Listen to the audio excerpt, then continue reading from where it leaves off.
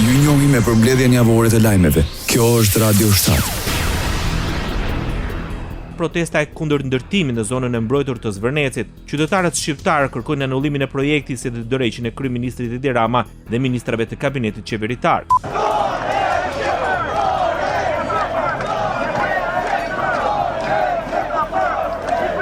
Protestuesit kërkojnë anullimin e projektit të ndërtimit të Zvërnecit duke cilësuar atë si ndërhyrje në një zonë të mbrojtur dhe duke akuzuar qeverinë për favorizim të interesave private në dëm të pronës publike.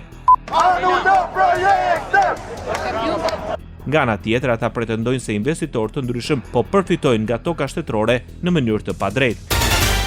Qeveria shqiptare nuk të riqet nga projekti i Zvërnecit. Kryeministri Edi Rama publikoi në rrjetet sociale pamje nga një prej resorteve turistike në Greqi për të cilin ka patur kundërshtim përpara nisjes së ndërtimit të tij. Shefi i qeverisë vlerësoi se Shqipëria duhet të ketë investimet e saj madhore turistike si Costa Navorino. Për kryeministrin, Zvërneci pritet të jetë një nga destinacionet më të rejse në këtë anë të mesdheut. Në 35 vjetorin e Partisë Socialiste të zhvilluar në qytetin e Beratit, Rama tha se Zvërneci do të jetë një zonë e mbrojtur e kategorisë 5.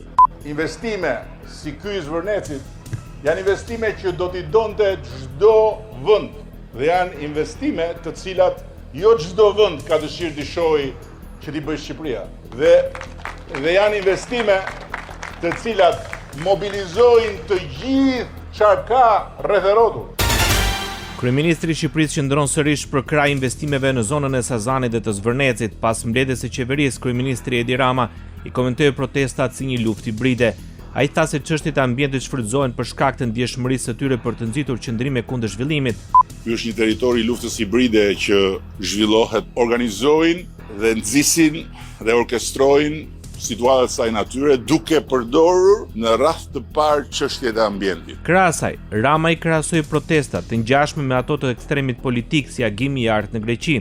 Tek çështja e ambientit ka sensibilitet shumë të madh dhe tek çështja e ambientit ndodh pikërisht ajo gjëja që bashkohen vëllezërit e agimit të artë që orkestrohen nga ustallar si ata të agimit të artë në emër të Shqipërisë së shqiptarëve me shqiptar, vajza, djem, të reja të rinj me qasje atë dhe dashurie ndaj natyrës, të cilët ndihen të lënduar. Deputeti i Partisë Socialiste Erion Braçe dyshime për abuzime me pronat për ndërtimin e resortit në Zvërnec. Sipas deputetit socialist, problemi më i rënd është mënyra se si është tjetërsuar toka nga fond pyjor në tokë bujësore. Kjo sipas Braçes ka ndodhur nga zyrtar të korruptuar dhe më pas e shpërndar në pronar të rem përmes ligjit 7501. Krahas asaj, Braçe ka cilësuar si të paligjshëm shtrirjen e rrethimit të kantierit në Zvërnec deri në bregun e detit.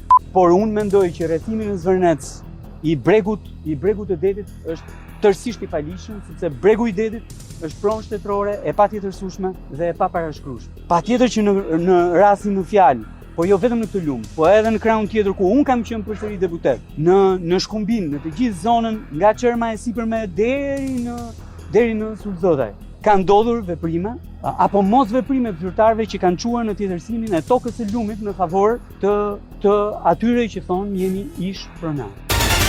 Opozita është kundër protestave për investimet në Sazan dhe Zvërnec. Kreu Partisë Demokratike ka cilësuar kritikët e këtyre projekteve si një grup hipokritësh. Në një konferencë përshtyp, Sali Berisha deklaroi se bëhet fjalë për projekte të përmasave të mëdha dhe jo investime të thjeshta. Duke u përgjigjur shqetësimeve për dëmtimin e natyrës, Kryet Demokrati siguroi se projektet nuk do të cënojnë pasurinë natyrore të zonës. Sipas tij, ndryshe nga Sazani, Zvërneci në tërësinë e tij është tokë private, zonë banueshme ku njerëzit kanë jetuar historikisht. Investimi në Zvërnec është krejtësisht marrëdhënie private. Për sa i përket ishullit, ata që qajnë elegjinë e Sazanit, ata janë një grup hipokritësh për të cilët le të derdhin lot krokodili sa të duan, se Sazani në mënyrë absolute ja marrë direkt, edhe pa ardhur si më është marrë Fatosnano, ja u kemi ofruar investitorëve dhe nuk është një investim i thjeshtë. Në mbyllje të qëndrimit të tij, kryetari i Partisë Demokratike rikonfirmoi linjën e forcës së tij politike që ai drejton, duke bërë të qartë se zhvillimi ekonomik përmes kapitalit të huaj duhet të ecë paralelisht me mbrojtjen e ekosistemit. Deputeti e Partisë Demokratike Ina Zhupa kërkoi interpelancë me ministrin e Mjedisit për zonat e mbrojtura. Nga foltorja e kuvendit, Zhupa qëndroi në krah të protestuesve kundër ndërtimeve në Zvërnec, ndërsa bëri thirrje për zhvillimin e një turizmi të qëndrueshëm me mjedis të qëndrueshëm. U mësuat ju koleg që nuk pyesnit, betonizonit çfarë të donit, bët gjirin e manastirit atje kompleks, nuk pyetët që ishte në zonë të mbrojtur. Dhatë Butrintin me koncesion, nuk pyetët fare. Bët aeroportin e Vlorës në një zonë të mbrojtur, nuk pyetët. Sot doni të hyni nartës me kokë dhe nuk pyesni. Po harruat që shqiptarët nuk e duan ta tregojnë Shqipërinë si një prallë me flamingo, të cilat kanë ekzistuar dhe t'ja u tregojnë fëmijës vetëm plastik edhe në përkopshe zoologjik, por luftojnë për Shqipërinë.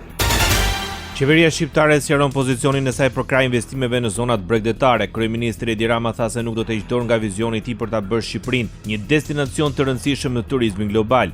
Për këtë ai ju referua investimin në Zvërnec, për të cilin pati reagime nga ambientalistët dhe shoqata të shoqërisë civile. Gjatë fjalës së tij në mbledhjen e grupit parlamentar të Partisë Socialiste, kreu i qeverisë tha se vendi duhet të synojë të hyjë në ligën e kampionave të turizmit global përmes investimeve që tërheqin konsumatorë të nivelit të lartë. Duke referuar projektit në Zvërnec, Rama tha se partnerë ndërkombëtar janë përbashkë për të investuar rreth 4 miliard euro. Mbikëqyrura në mënyrë strikte nga agjencia jonë kundër pastrimit të parave dhe nga partnerët ndërkombëtar që bashkëpunojnë me atë agjenci. 1 për 1, euro për euro me bankë, dhe jo nga Izraeli, që mund të ishte fare mirë dhe Izraeli, po nga Katari. Kreu i qeverisë shqiptare pati një reagim dhe për mediat greke mbi protestën në Zvërnec. Dhe si mund të jenë gazetat e Greqisë aleatët tuaj në mbrojtjen e mjedisit Shqipërisë? Pyeteni veten si ndodh kjo?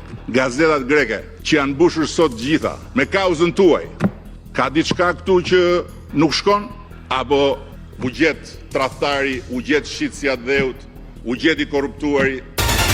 SPAK liron llogaritë e $195 milion të destinuara për resortin në Zvërnec. Prokuroria e posaçme vendosi në sekuestro preventive llogaritë bankare të Albanian Land Development, kompania e cila zotërohet nga 2 supermarset e njohur nga Katari, vëllezërit Al Kayat. Ata kanë parashikuar të investojnë së bashku me Jared Kushnerin, dhëndrin e presidentit amerikan Donald Trump, në ndërtimin e një resorti luksos në Zvërnec. Albanian Land Development rezulton të ketë blerë sipërfaqe të tokës mbi të cilat do të realizohet projekti. Ju hiqet licenca 2 kompanive, Myrto Security dhe Meyer Security. Shkaku bë dhunimi nga rojet private të një prej protestuesve në Zvërnec. Ai u tëroi zvarr brenda në kantier teksa protestonte kundër rrethimit për ndërtim në një subjekti turistik. Sipas njoftimit zyrtar, Myrto Security nuk ishte marrë masat për sigurinë e objektit dhe nuk ishte zbatuar rregullat për regjimin e hyrjes dhe daljes së personave dhe mjeteve në objekt. Krahas asaj, nga ana e këtij subjekti nuk administroi lista e personave dhe mjeteve që lejoheshin të hynin në këtë objekt. Ndërkohë një punonjës e Meyer Security u arrestua pasi ka qelluar me grusht një protestues, ndërsa 2 të tjerë janë proceduar penalisht pasi e tëroi që zvarr qytetarin i cili ishte pa ndjenja. Këta 2 të fundit ka rezultuar se nuk ishin të licencuar nga Meyer Security për të ushtruar detyrën. Ivanka Trump, vajza e presidentit të Shteteve të Bashkuara të Amerikës Donald Trump, ka folur në intervistë për podcastin e gazetarit amerikan David Sera mbi projektin e saj në ishullin e Sazanit. Në intervistën e transmetuar, ajo ka treguar se si e zbuloi këtë destinacion. Unbelievable, beautiful, in the middle of the Mediterranean. Po punoj në një projekt të jashtëzakonshëm me bashkëshortin tim në Mesde. Është gjigant nëpër masa, tregon vajza e presidentit Donald Trump. Sipas saj bëhet fjalë për një ishull privat të pabesueshëm dhe të bukur me një sipërfaqe 1400 hektar në mes të detit Mesde. But we have 5 miles of beachfront directly across from the island, this beautiful peninsula with a lagoon on one side, the ocean on the other.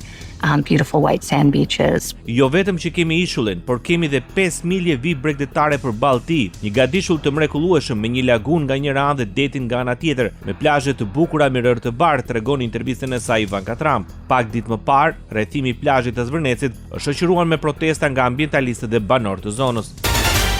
Kryeministri Edi Rama kërkon mbështetjen nga qytetarët për integrimin evropian në 35 vjetorin e Partisë Socialiste në Tiranë.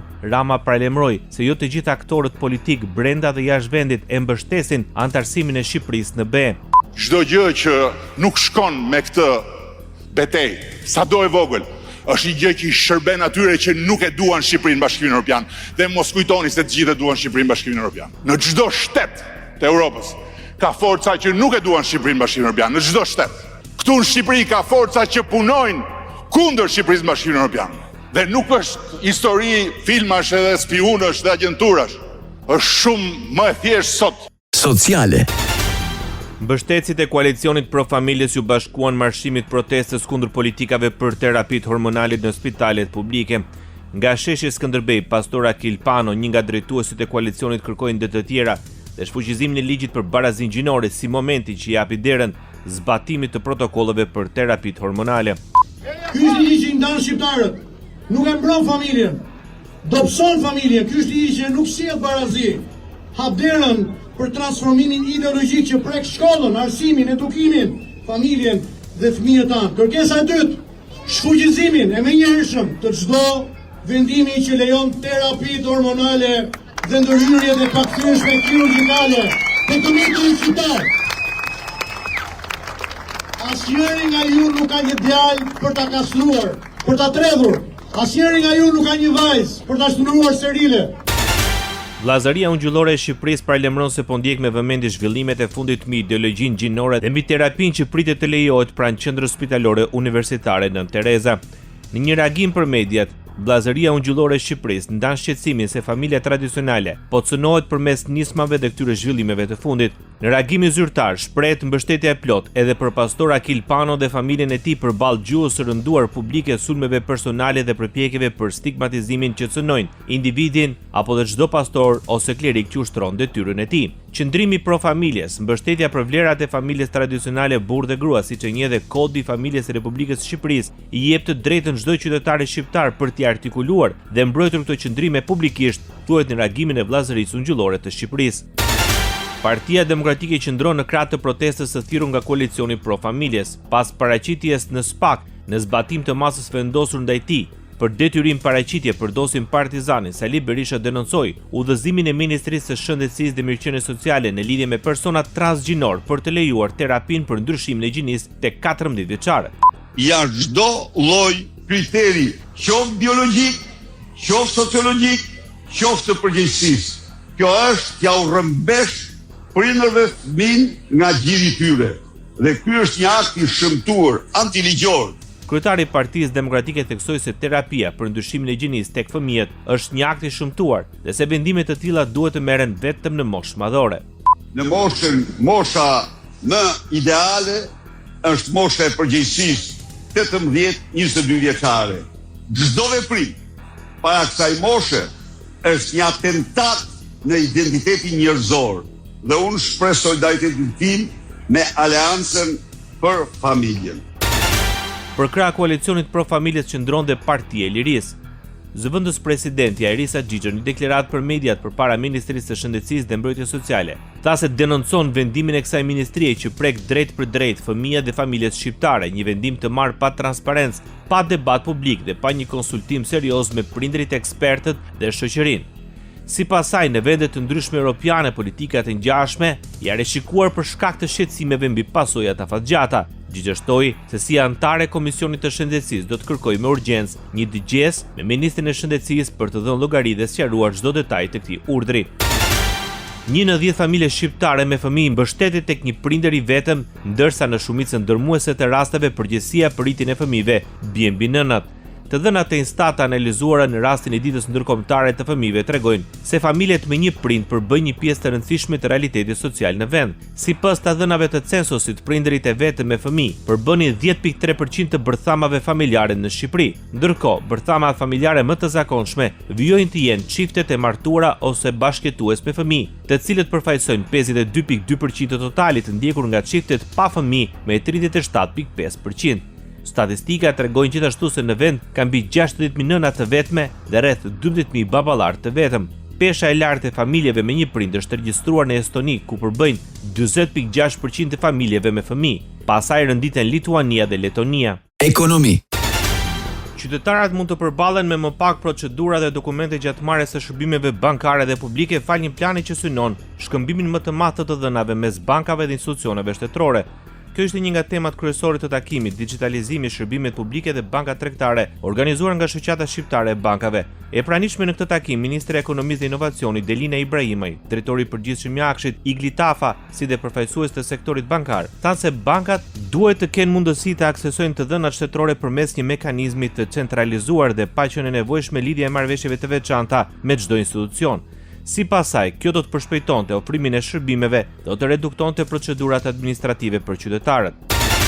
Qeveria shqiptare është e gatshme për të rishikuar formulën e përllogaritjes së çmimit të karburanteve në vend përmes bordit të transparencës.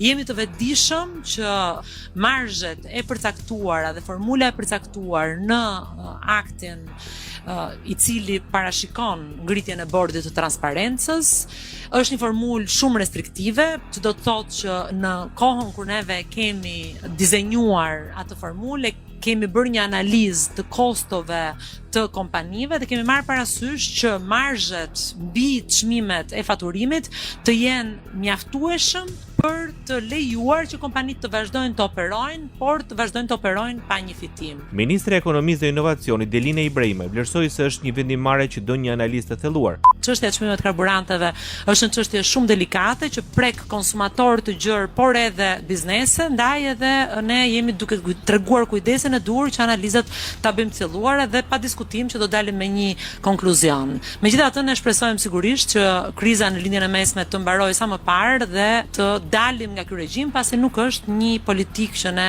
na pëlqen të ndjekim. Kompanitë e importit të karburanteve kërkuan kompensim për humbjet që pretendojnë se janë shkaktuar nga llogaritja nën kosto e çmimeve të karburanteve. 5 skuadra finaliste të konkursit ndërkombëtar për rikualifikimin e Pallatit të Kongreseve paraqiten përpara juris. Projekti det arkitekturore në një proces që synon transformimin në një godinë historike të Tiranës në një qendër moderne multifunksionale. Ministri i Turizmit, Kulturës dhe Sportit Blendi Goxha deklaroi se rikualifikimi i Pallatit të Kongreseve përfaqëson një moment të rëndësishëm për zhvillimin e Tiranës dhe për shtatin e infrastrukturës publike me realitetin e ri të vendit. Sipas tij, rikualifikimi i kësaj ndërtese emblematike të Tiranës për ta shndruar atë në një hapësirë praktike dhe multifunksionale të rinovuar është një investim në shërbim të jetës kulturore, institucionale dhe publike, si kurse dhe një rritje ergonomie për tërë bllokun urban ku pozicionohet.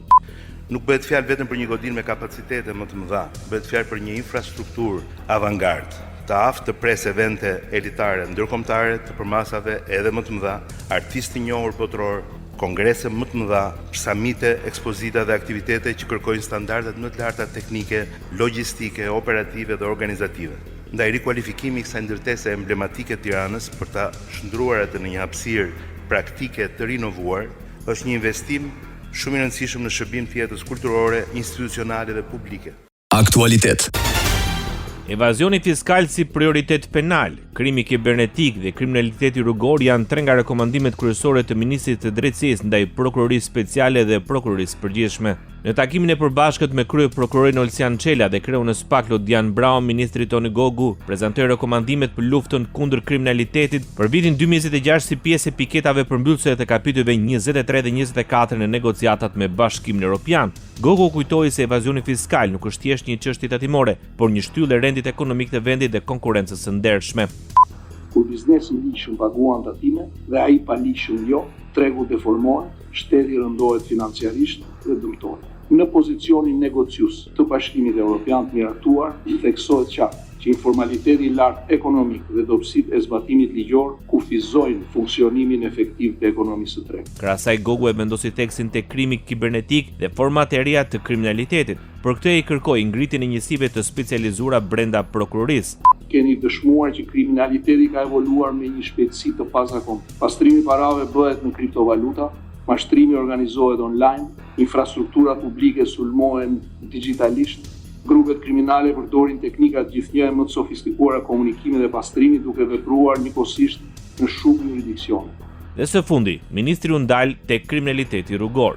Drejtimi në gjendje dheur, në ndikimin e narkotikëve, pa leje drejtimi, janë vepra me ndikim të drejtë për drejtë e siguria publike dhe të jeta e qytetarëve, gjithë cilën fatkeqësisht e kemi dëshmuar pothuajse në të gjitha javët e fundit që kemi kaluar. Drejtuesi i strukturës posaçme kundër korrupsionit dhe krimit të organizuar Klodian Brau kërkoi që lufta kundër korrupsionit dhe krimit të organizuar të mos kufizohet vetëm te ndjekja e individëve, por të synojë dhe strukturat kriminale, mekanizmat e përfitimit, rrjetet mbështetëse dhe pasuritë e krijuara nga aktivitetet e palishme. Brown nënvizoi se përballimi sfidave të reja kërkon prokuror të specializuar, hetues të trajnuar, ekspertizë teknologjike, sisteme të sigurta për administrimin e informacionit dhe burime të mjaftueshme njerëzore. Ai shtoi se përmirësimi institucional nuk varet vetëm nga vullneti, por dhe nga investimet në teknologji, infrastrukturë, trajnime, akses në bazën e të dhënave dhe mbështetje buxhetore të përshtatshme. Lufta kundër korrupsionit dhe krimit të organizuar kërkon institucione të forta, por institucione që respektojnë kufijtë e ligjit. Kërkon bashkëpunim, por dhe pavarësi dhe mbi të gjitha kërkon që shteti të investojë në ato kapacitete që i bëjnë rezultatet e mundshme dhe të madhshme. Prokurori i përgjithshëm Olsian Çela deklaroi se rekomandimet e qeverisë përbën një mekanizëm të rëndësishëm koordinimi mes institucioneve në luftën kundër krimit dhe të reflektohen në planet e veprimit të prokurorive. Megjithatë, ai u ndal edhe tek sfidat me të cilat përballet organi akuzës, pasi prokuroritë e jurisdiksionit të përgjithshëm funksionojnë me vetëm 50 deri në 60% të kapaciteteve të tyre. Megjithë vështirësitë që këto prokurori kanë, pasi funksionojnë me pothuajse 50-60% të kapaciteteve deri para 1 viti ose 2 vitesh, kanë arritur që të organizojnë punën duke prioritet atyre që janë çështje më të rëndësishme.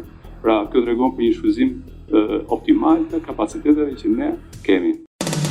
Ndoqët përmbledhjen javore të lajmeve. Kjo është Radio 7, zëri pozitiv i qytetit.